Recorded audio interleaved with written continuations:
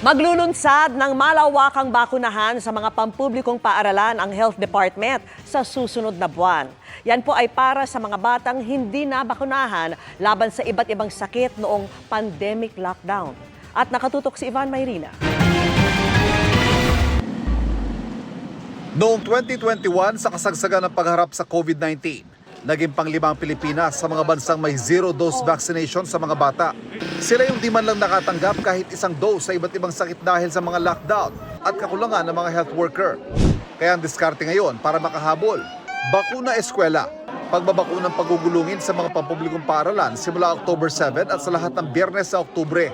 Pwede rin pabakuna roon ang mga private school students. It is a libreng bakuna para sa grade 1 at grade 7, bibigyan sila ng measles at rubella vaccine at tetanus and diphtheria. Yung grade 4 na batang babae, 9 years old ito, yung mabibigyan sila ng human papilloma virus vaccine or yung anti-cervical cancer vaccine.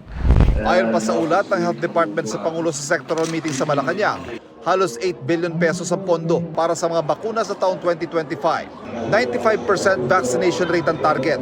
Imposible umano ang 100% dahil may mga magulang natatanggi at may mga batang allergic sa ilang bakuna. Sa gitna naman ng halos 70% pagdami ng dengue cases sa bansa kumpara noong nakaraang taon, may sinusuring bagong dengue vaccine mula Japan ng Food and Drug Administration o FDA.